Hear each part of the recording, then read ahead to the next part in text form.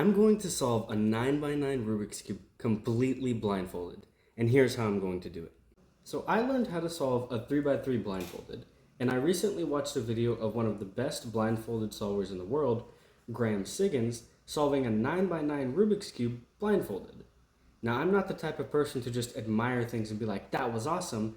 No, that's not me. I'm the kind of person who sees someone do something awesome, and then I'm like, I'm going to learn how to do that. So since I saw Graham Siggins solve a 9x9 blindfolded, I've decided that my end goal for blindfolded solving is also to solve a 9x9. I'm going to solve this. Yeah. I'm going to solve this behemoth blindfolded. You see how big this is in comparison? Now, I like numbers, so I wanted to put into perspective exactly how hard this task is going to be. So this video is about numbers and memorization techniques that are going to be required for this task. Fair warning, this video might make your head hurt, so consider yourself warned and see if you can make it to the end. Now, I can't just jump in and solve a 9x9 blindfolded. I had to learn how to solve the regular Rubik's Cube blindfolded first, which was not at all what I thought it was going to be. I thought it was going to be like memorize every face and keep track of every piece as I solved the puzzle normally, which just the thought of that was intimidating to me. However, solving it blindfolded was not anything like that at all.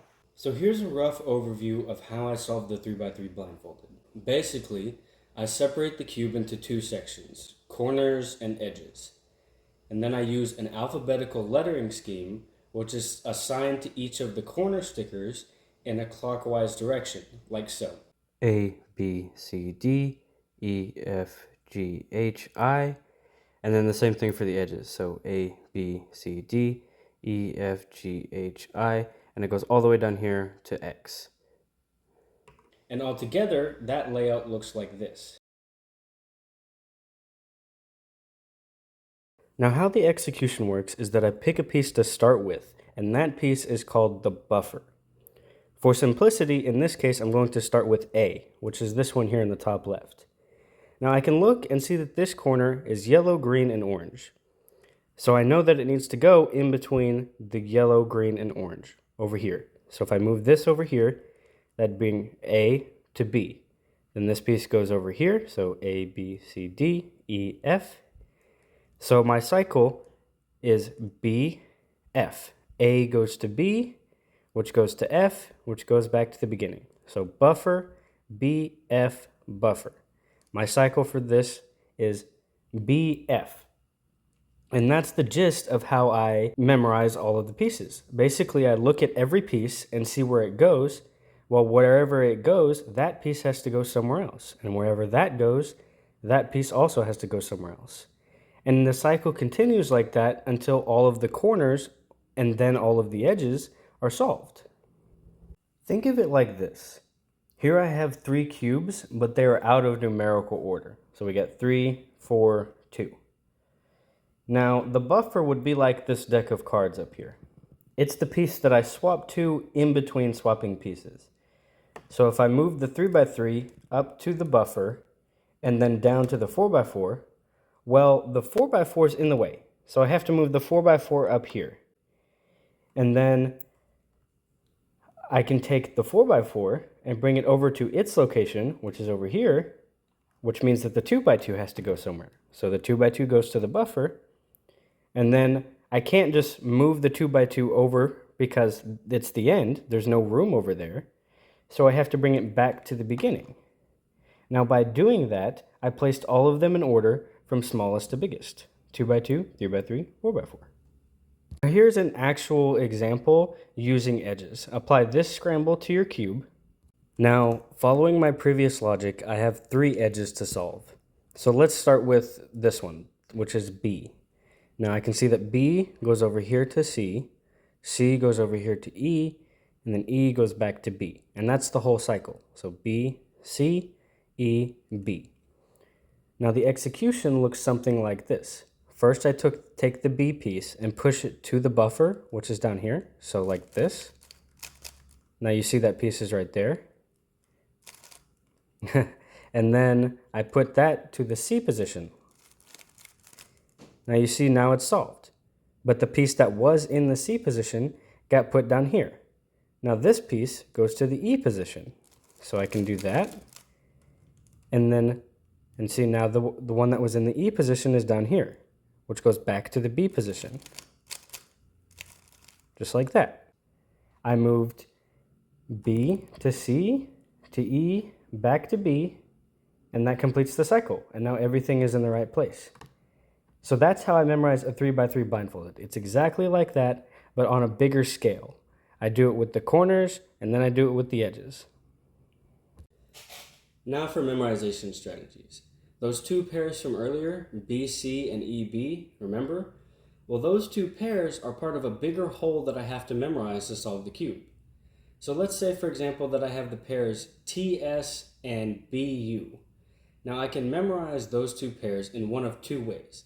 One is audio, so I can just remember the phonetic sounding tus, boo.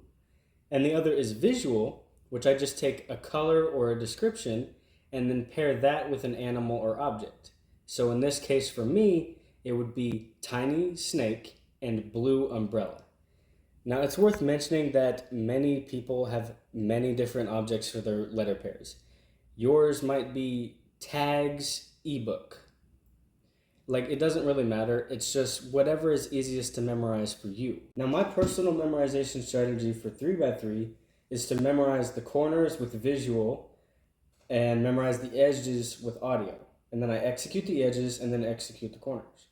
But why do I do this, you may be wondering? Well, I memorize the corners with visual cues to keep it in my long-term memory. It's something that I can picture and look back on very easily. There's also less to memorize, which is helpful for long-term memory. For edges, I memorize audio cues to keep it in my short-term memory, and then I can execute the short-term memory edges first, quickly, and then execute my long-term corners last. Now my example was 2 pairs, 4 targets total. A Rubik's Cube has 8 corners and 12 edges, so it's reasonable to assume that on average, there are going to be about 20 targets total, 8 corners plus 12 edges. Now I can just put those into pairs, and then I have 10 pairs to memorize. For a 4x4 though, there are 2 sets of edges instead of 1. There are edges that are on the right, and there are edges that are on the left. Fortunately, using a strange alteration to the lettering scheme, I can tackle both of these sets at once in the same amount of pairs as usual. So the 4x4 has 8 corners and 24 edges, but I memorize them as 12. It also has 4 centers on each of the 6 faces, totaling 24 targets for the centers. So that's 8 corners, 12 edges, 24 centers. So 8 plus 12 plus 24 is equal to 44. But for simplicity, let's round that to 50 just to be safe. So a 3x3 has 20 targets, and a 4x4 has 50 targets. To put that into perspectives, that means that I would need to solve 2.5 3x3s blindfolded at the same time in order to be capable of solving a 4x4 blindfolded. And since I can't solve half of a cube, let's round up and say that I would have to solve 3 3x3s blindfolded to solve a 4x4. Now to put that further into perspective, solving a 4x4 blindfolded, which has 50 targets, is close to the equivalent to memorizing an entire shuffled deck of playing cards, which has 52 cards. This is starting to sound a little more difficult now, isn't it? Memorizing that much may seem impossible, but there's something called memory palace. Now, the memory palace is just a way of memorizing things that almost ensures that you don't forget them, at least for a little while. So here's how it works. First, you take a place that you are familiar with, such as like your bedroom. And then you have to break down your bedroom into smaller sections. So like your bed, your door, your desk, your shelf, etc. So in my memory palace, I start with my piano, and then I go to the shelf above it, and then I go to my desk, my bed, and then my tenor pad, which is I practice for drums. So I can take, in this case, let's say I take 3 pairs of letters and put it into each section in my memory. So for example, let's say I had both sets of letter pairs from the previous examples, plus the letters in my name. So we have BCEB from the 3 pieces, and then we have TSBU and then my first name. So Jaden. So to memorize all of this in the memory palace, I would start with my piano and picture a blue cat on the left side, an electric ball in the middle, and then a tiny snake on the right. And I would just picture those three things sitting on my keyboard.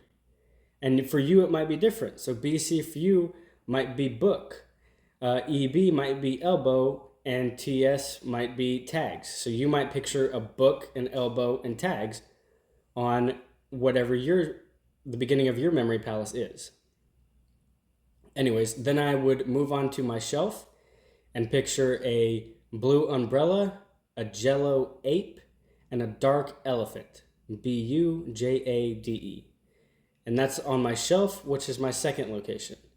And then I would continue over to my desk, and because there's just one letter remaining, I would just picture the letter N just standing there on my desk, which is location 3.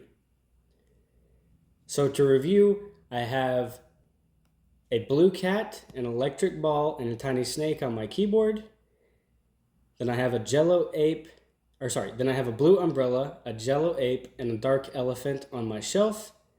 And then I have the letter N sitting on my desk. So that's how the memory palace works. And the longer the sequence gets, the more locations I have to add to memorize to. So I may start with the piano and shelf, but if I had more things to memorize, I would continue to my desk and my bed and my tenor pad. And then if all of those are filled, I would have memorized 30 targets, 3 pairs for each of the 5 locations.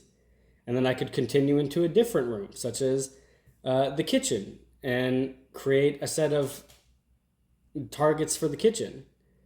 So really, you can use this technique to memorize anything from a series of letters, a grocery list, a deck of cards, or even a speech. Now, here's where things get a little intense. So a 9x9 cube, it has 4 corners, and then 3 sets of 24 edges, which remember we will count as 12, and then 1 set of 12 middle edges. So that's 8 plus 12 plus 12 plus 12 plus 12, which means 56 targets just for the corners and edges alone. But that's not the intimidating part. The intimidating part is the centers.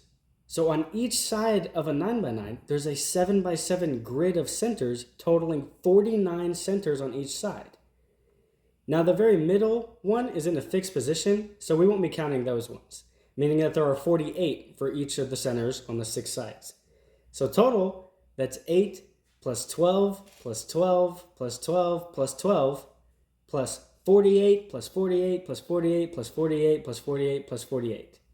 So simplifying that down, that's 8 corners, 48 edges, and 288 centers, totaling 344 targets. To put that into perspective, that's the same as solving 18 3x3s, or almost 7 full decks of cards that are shuffled.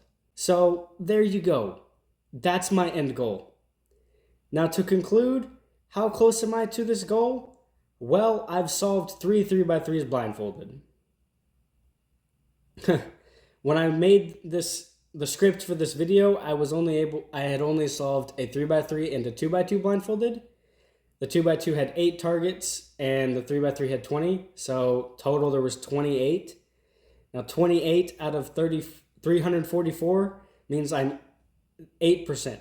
So when I wrote the script of this video, I was 8% of the way to my goal. Fortunately for me, since then I have learned a lot more about memorization, and I've improved quite a bit, and I've memorized and solved 3 Rubik's Cubes blindfolded, which is 60 targets.